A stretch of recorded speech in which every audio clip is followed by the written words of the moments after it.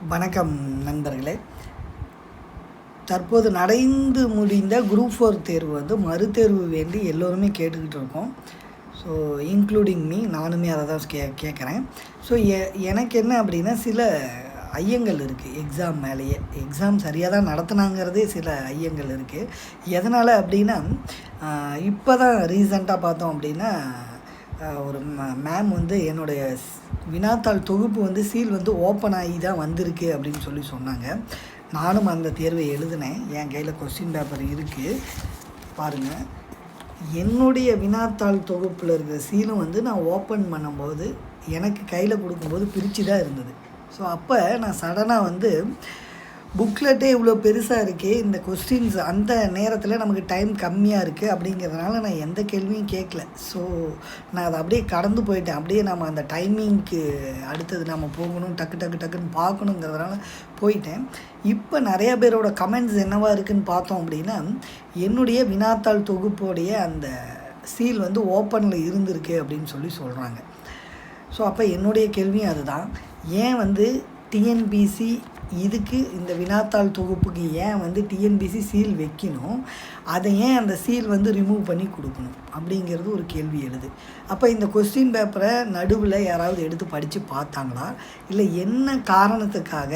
எனக்கு தெரிய ரீசண்டாக குருநாத் சாரோட ஐஏஎஸ் அகாடமி அவங்களுடைய இதில் கூட அவர் சொல்லியிருந்தார், சீல் ஓப்பன் பண்ணி நிறையா பேருக்கு கொஸ்டின் பேப்பர் வந்திருக்கு அப்படின்னு சொல்கிறாங்க.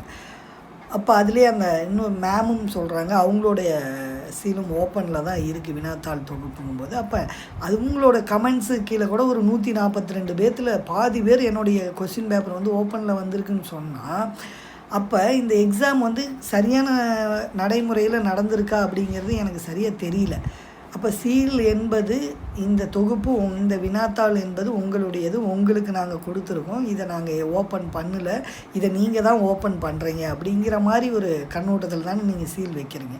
அப்போ இந்த சீலை ஓப்பன் பண்ணியிருக்கு அப்படின்னா இந்த தேர்வு சரியாக நடந்திருக்குமா அப்படின்னா, இந்த கொஸ்டின் பேப்பரை டிஎன்பிசி நீங்கள் என்ன பண்ணியிருப்பீங்க, பேக் பண்ணி அனுப்பிச்சிருப்பீங்க. அப்புறம் எப்படி ஒவ்வொரு சீல் எப்படி ஓப்பன் ஆகிருக்கு? நீங்கள் பேக் பண்ணி ப்ராப்பராக தானே எல்லா இடத்தையும் டிஸ்ட்ரிபியூட் பண்ணியிருக்கீங்க. அப்புறம் எப்படி பேக் பண்ணதுக்குள்ளே இருக்கிற இந்த சீல் ஓப்பன் ஆகிருச்சு? அப்படி நீங்கள் பிரித்து என்னது கத்தி பட்டிருக்கோம் அப்படின்னு நீங்கள் சொன்னால் கூட இதில் சரியாக இல்லையே, அவங்க சொன்ன மாதிரி கிழிஞ்சிருக்கணுமே, மற்ற இடங்களெல்லாம் பட்டு கத்தி கிழிஞ்சிருக்கணுமே, எப்படி சீல் மட்டுமே ஓப்பனில் இருக்குது அப்படிங்கிறது சரியாக தெரியல. அப்போ இந்த டிஎன்பிசிக்கிட்ட நாங்கள் கேட்கக்கூடிய ஒரே ஒரு இது என்னன்னா, நீங்கள் தேர்வெல்லாம் 10ஆம் வகுப்பு தரத்துக்காக தான் எழுதியிருக்கீங்க, சரிதான், ஆனால் சீல் மட்டும் ஏன் ஓப்பன் ஆகிருக்கு அப்படிங்கிற அந்த இதுக்கு கண்டிப்பாக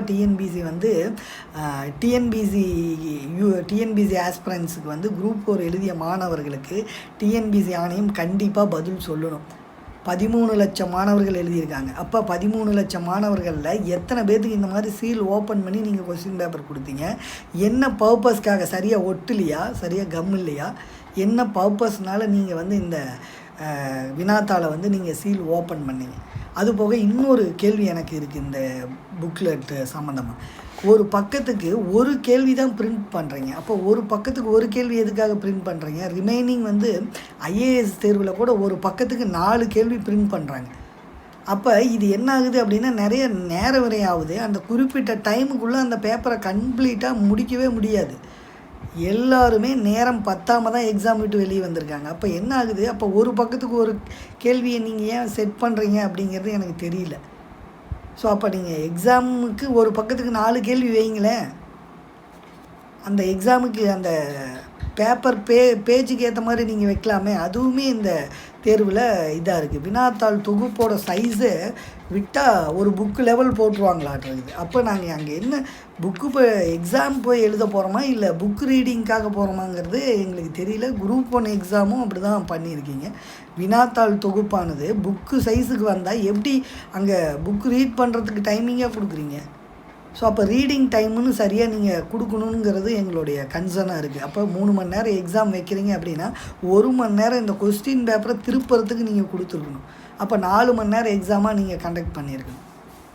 ஸோ அப்போ இது எல்லாமே குரூப் 4க்கு மறுதேர்வு நீங்கள் வைக்க வேண்டாம். இதெல்லாம் என்ன காரணம், எதற்காக நீங்கள் இந்த மாதிரி செட் பண்ணுறீங்க அப்படிங்கிறத நீங்கள் குரூப் 4 மாணவர்களுக்கு நீங்கள் கண்டிப்பாக டிஎன்பிசி தேர்வாணையம் ஒரு பதில் சொல்ல வேண்டும்.